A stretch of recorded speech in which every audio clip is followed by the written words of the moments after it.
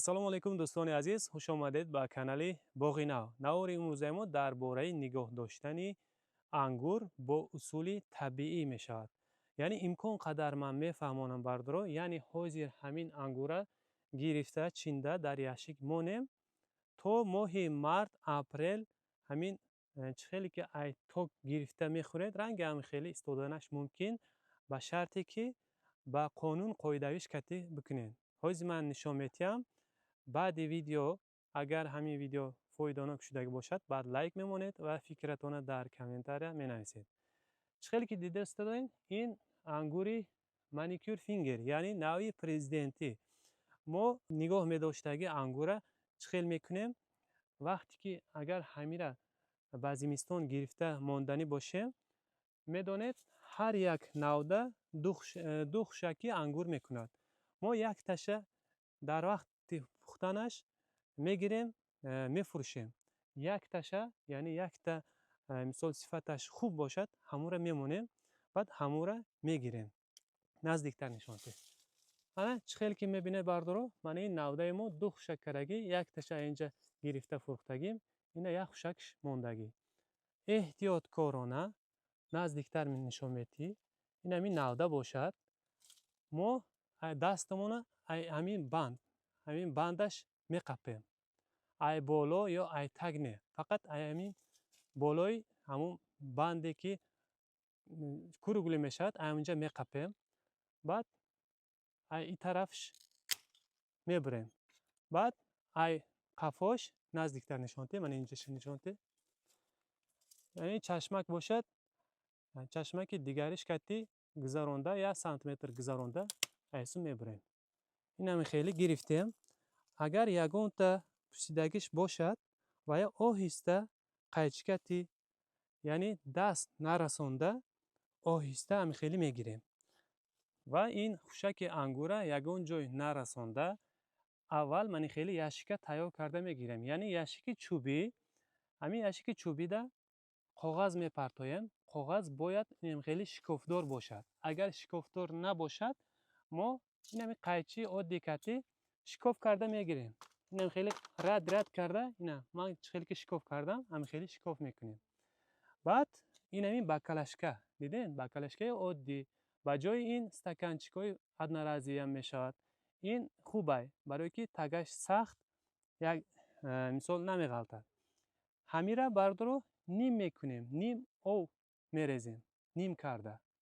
чӣ ба пур не, инам мефаҳмонам.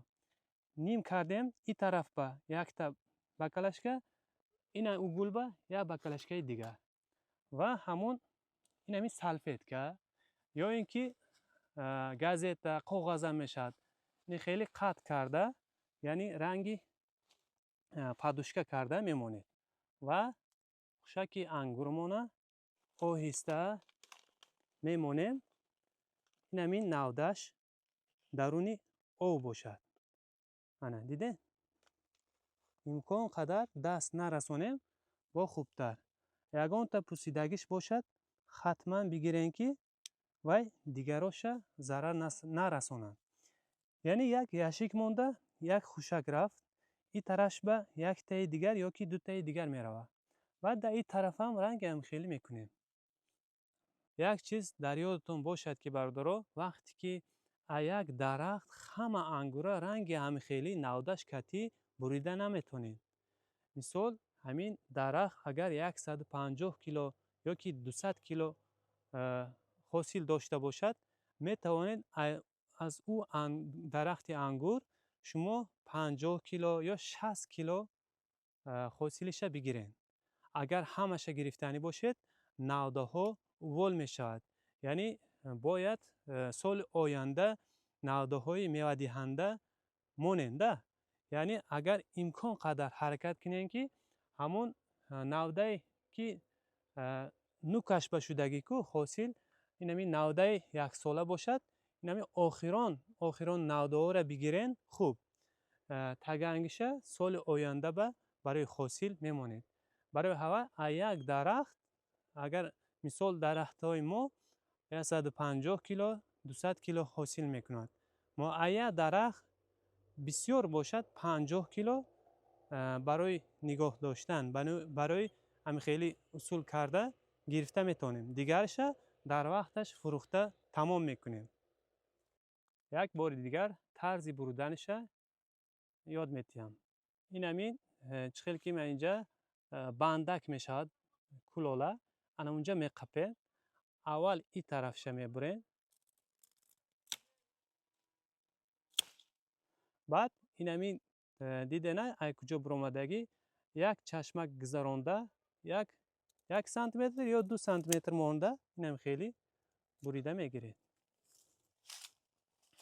بعد آورده پادوشکمون میمونیم و خوشک خوابونده آهسته نودره دورنی او میکنیم.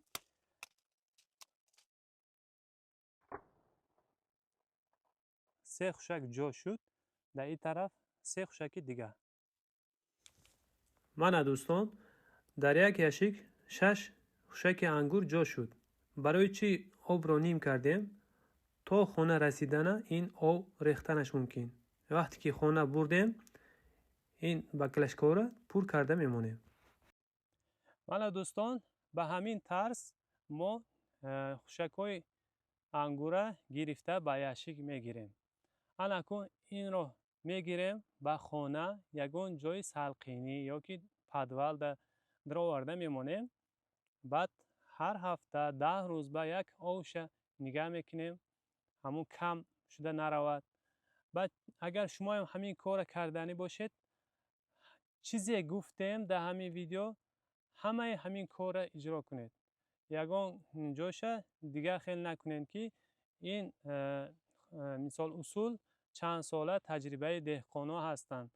مثال قپیدن خوشک، بریدن نوده و جا به جا کردن خوشک ها بسیار دست نرسانید و امکان قدر خوشک های با صفت بگیرین. و چیزی گفتیم همین تگ کاغذ شکاف کنید و به خانه آهسته برده میمونید. انشالله تا نوروز رسیم هم بسه ما خرسندیم، برای که در نوروز انگور گرفته خوردن این یک چیزی عجایب میشد انشالله.